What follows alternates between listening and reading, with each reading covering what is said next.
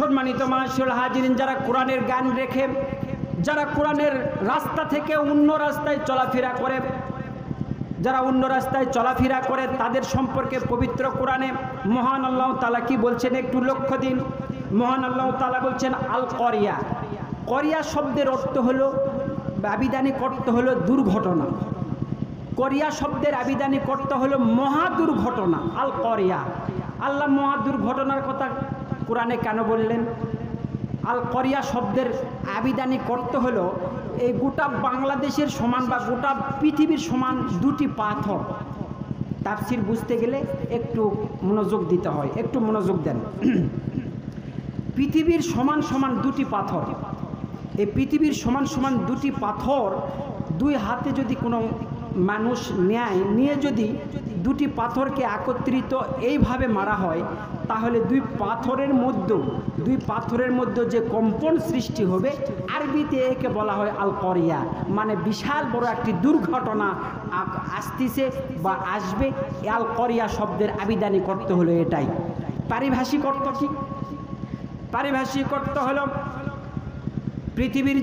পৃথিবীটাকে মহান আল্লাহ তাআলা যেমন সৃষ্টি করেছেন, ছোট বাচ্চারা যেমন খেলাধুলা করার কারণে ছোট্ট ছোট্ট ঘর বানায়, আবার সময় হলে যেমন লাথি মেরে ফেলে দেয়, ঠিক তেমনিভাবে মহান আল্লাহ রাব্বুল আলামিন আবার একদিন দুনিয়াটাকে শেষ করে দিবেন। ছোট্ট বাচ্চার মতো একদম দুমড়ে মুচড়ে গোটা পৃথিবীটাকে নিজের হাতে নেবেন। আর সেই দিনটি যখন আসবে তার আগের কিছু মুহূর্তকে বলা হয় আল করিয়া, মানে বিশাল বড় একটি মহা দুর্ঘটনা। এই কাহিনীগুলো, এই কথাগুলো স্বয়ং মহান আল্লাহ তাআলা তাদেরকে বলছেন যারা ইসলামের পথে এখনো আসে নাই, যারা নামাজ আদায় করে না, যারা হজ করে না, যারা যাকাত দেয় না, যারা রমজান মাসের সিয়াম পালন করে না। মহান আল্লাহ তাআলা তাদেরকে এই মহা দুর্ঘটনার কথা শুনিয়ে দিচ্ছেন। তার মানে বোঝা যায় তাদের সতর্ক হওয়া লাগবে, 100% লাগবে। সম্মানিত মাশাআল্লাহ হাজিরিন, মহান আল্লাহ তাআলা মহা দুর্ঘটনা বলার পরে এইবার দ্বিতীয় নাম্বার আয়াতে বলছেন মাল করিয়া। আল্লাহ এবার প্রশ্ন করছেন মানুষকে, মানুষ তুমি কি জানো এই করিয়া কি? তো আমি যে আল্লাহ তোমাদেরকে মহা একটা দুর্ঘটনার সংবাদ দিলাম, এই দুর্ঘটনাটা কেমন এটা কি তোমরা একটু চিন্তা করিছো? এই দুর্ঘটনা কি তোমরা কি জানো? এখন যদি আপনাকে মনে করেন কোরআনের এই আয়াতটা এইমাত্র নাজিল হলো, তাহলে আপনাকে যদি প্রশ্ন করা হয় মাল করিয়া, ও মানুষেরা এই মহা দুর্ঘটনা সম্পর্কে কি তোমরা জানো? সবাই চুপ থাকবো, কারণ কেউই জানি না। আল্লাহ নিজে মানুষদেরকে প্রশ্ন করছে, হে রাসূল তুমি বলে দাও মাল করিয়া, মানুষেরা কি এই করিয়া সম্পর্কে, এই মহা বিপদ মহা দুর্ঘটনা সম্পর্কে কি জানে? সমস্ত মানুষগুলো বলছে না, আমরা এই করিয়া সম্পর্কে তো কিছুই জানি না। এইবারে মহান আল্লাহ রাব্বুল আলামিন আবার মানুষকে প্রশ্ন করছে তৃতীয় নাম্বার আয়াতে, ওয়ামা আদরাকা মাল করিয়া, ও মানুষেরা তোমরা কি জানো এই মহা দুর্ঘটনাটা কি? আল্লাহ আবার প্রশ্ন করছেন। তার মানে বোঝা যায় স্বয়ং সৃষ্টিকর্তা আমাদেরকে বলছেন বিশাল বড় মহা দুর্ঘটনা, তোমরা কি জানো সেই দুর্ঘটনাটা কি? এই তোমরা কি জানো সেই দুর্ঘটনা? আমি কোন দুর্ঘটনার কথা বলছি? আমি আল্লাহ তোমাদেরকে দুর্ঘটনার কথা বলছি, তোমরা কি একটু জানো? যদি না জানো তবে কোরআন থেকে তোমরা উত্তর নাও। স্বয়ং আল্লাহ দুর্ঘটনার যখন সংবাদ দিচ্ছেন, তার মানে দুর্ঘটনাটা ছোট নয়। মহান আল্লাহ তাআলা স্বয়ং দুর্ঘটনার কথা বলছেন, তার মানে দুর্ঘটনাটা ছোট নয়। দুর্ঘটনা খুব ভয়াবহ হতে পারে। মহান আল্লাহ তাআলা পবিত্র কোরআনে বলছেন, ইয়াউমা ইয়াকুনুন নাসু কাল ফারাশিল মাবসুস। মহান আল্লাহ তাআলা বলছেন, ও মানুষেরা তোমরা শুনে রাখো, সেই দিন যখন লোকেরা যারা মানুষেরা ছড়িয়ে থাকা পতঙ্গের মতো হয়ে যাবে। মানুষেরা সেই দিন ছড়িয়ে থাকবে কিভাবে? পতঙ্গের মতো, কীট পতঙ্গ। সম্মানিত হাজিরিন, আমি একটি সুতা নিলাম, নিয়ে যখন আকাশে এরকম ছেড়ে দিলাম, মাটির কোন জায়গায় পড়বে যেমন সীমানা নাই।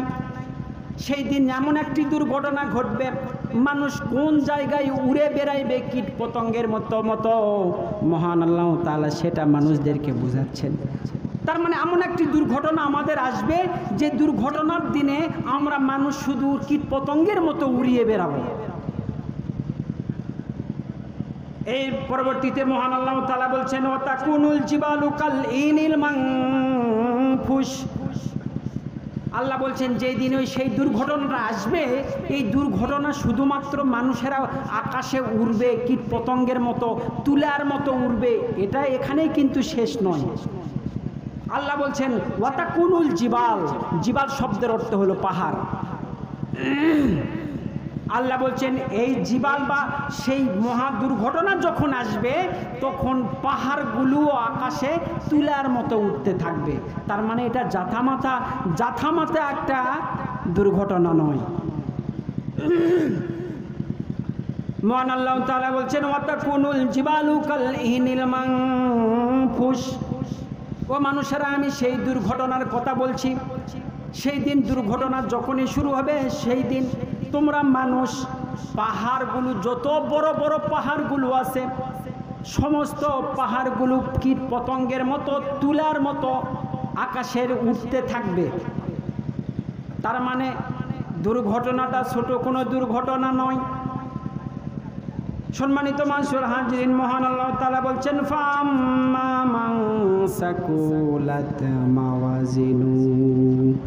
মহান আল্লাহ তাআলা বলছেন ফাম্মা মান সাকুলাত মাওয়াজিনু। ও মানুষেরা, তোমরা শুনে রাখো সেই দিন, সেই মহা দুর্ঘটনার দিন যদি কারো আমলের পাল্লা যদি ভারী হয়, ফাম্মামান সাকুলাত মাওয়াজিনু, অতঃপর যদি কারো সেই মহা দুর্ঘটনার দিনে যার পাল্লা ভারী হবে, যার আমলের খাতায় যার আমল থাকবে, তার কি হবে তোমরা কি জানো? ফাহুয়া ফি শাতির রাদিয়া। সেই দিন মানুষেরা যাদেরই পাল্লা ভারী হবে তারাই সুখময় জীবন যাপন করবে। জোরে বলা যাবে কি একটু সুবহানাল্লাহ? মহান আল্লাহ তাআলা বলছেন ফাম্মা মান সাকুলাত মাওয়াজিনু ফাহুয়া ফি শাতির রাদিয়া। সেই মহা দুর্ঘটনার সময় যদি তোমাদের নেকির পাল্লা যদি একটু ভারী হয়ে যায়, তবে তোমাদেরকে আমি এমন জান্নাতের মধ্যে প্রবেশ করাবো যে জান্নাতের মধ্যে দুধের নহর, মদের নহর থেকে শুরু করে বিভিন্ন রকমের ফল আমি তোমাদেরকে দান করে দিব। জান্নাতি খাবারগুলো তোমাদের সামনে তুলে ধরা হবে। সম্মানিত মাশাআল্লাহ হাজিরিন, এর পরবর্তীতে মহান আল্লাহ তাআলা বলছেন ওয়া আম্মা মান খাফফাত মাওয়াজিনু। কিন্তু সেই সময় যদি তোমাদের কারো পাল্লা হালকা হয়, সেই সময় তোমাদের পাল্লা যদি হালকা হয়ে যায়, তবে তোমরা শুনে রাখো ফা উম্মুহু হাবিয়া। সেই সময় তোমাদের পাল্লা যদি হালকা হয়, ভারী না হয়, যদি আমলের পাল্লাটা যদি হালকা হয়, ফা উম্মুহু হাবিয়া, তবে শুনে রাখো তোমাদেরকে আমি হাবিয়ার মধ্যে দিব। এবার মহান আল্লাহ তাআলা প্রশ্ন করছেন ফা উম্মুহু হাবিয়া, যাদের পাল্লাটা ভারী হবে না, যার আমলের খাতায় আমল থাকবে না, যাদের পাল্লাটা হালকা হবে, মহান আল্লাহ তাআলা বলছেন ফা উম্মুহু হাবিয়া, তাদেরকে আমি হাবিয়ার মধ্যে দিব। এইবার হাবিয়ার কথা যখন মহান আল্লাহ তাআলা বলছেন, এবার মানুষকে আবার আল্লাহ প্রশ্ন করছেন ওয়ামা আদরাকা মা হিয়া। ও মানুষের, আমি যে হিয়ার কথা বললাম, এই হিয়া সম্পর্কে কি তুমি জানো? ফা উম্মুহু হাবিয়া, যার পাল্লা হালকা হবে তাকে আমি হিয়ার মধ্যে দিব। এবার আল্লাহ আমাদেরকে প্রশ্ন করছেন ফা উম্মুহু হাবিয়া ওয়ামা আদরাকা মা হিয়া। ও মানুষেরা, তোমরা কি জানো এই হিয়াটা কি? এই হিয়া সম্পর্কে তোমরা কি জানো? মহান আল্লাহ তাআলা বলছেন নারুন হামিয়া। এবার আল্লাহ বলছেন শোনো, যাদের নেকির পাল্লাটা ভারী হবে না তাদেরকে আমি হাবিয়ার মধ্যে দিব।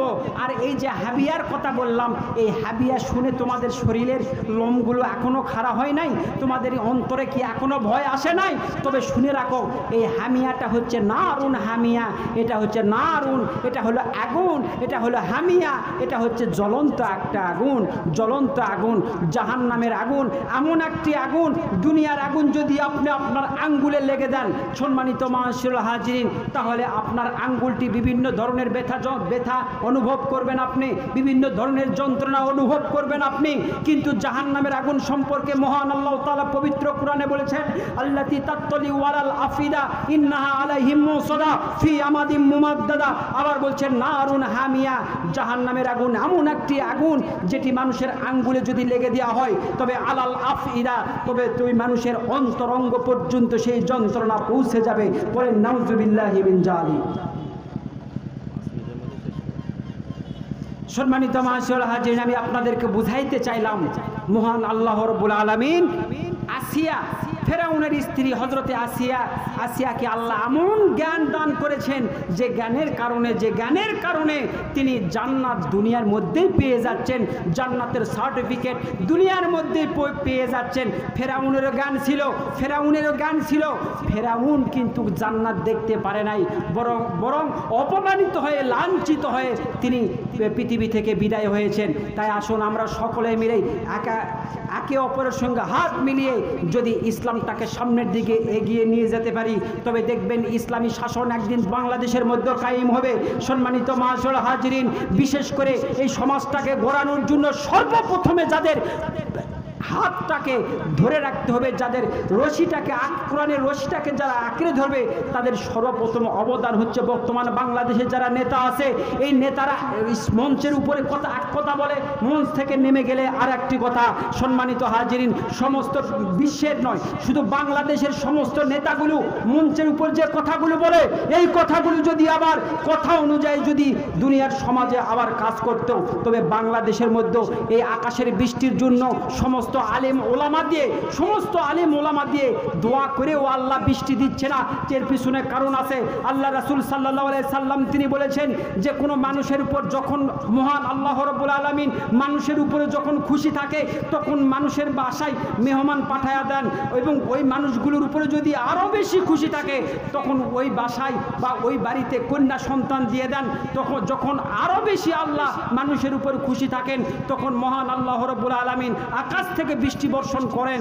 সম্মানিত হাজির, আমি আপনাদেরকে বুঝাইতে চাইলাম আল্লাহ আমাদেরকে আকাশ থেকে বৃষ্টি বর্ষণ করছে না, তার এক নাম্বার কারণ আমরা বুঝতে পারি যে আমাদের সৃষ্টিকর্তা আমাদের উপর রাজি নাই, খুশি নাই। আপনি যদি আবার আকাশ থেকে বৃষ্টি বর্ষণের আশা করে থাকেন তবে সর্বপ্রথম আপনাকে নামাজ আদায় করতে হবে, এক নাম্বার।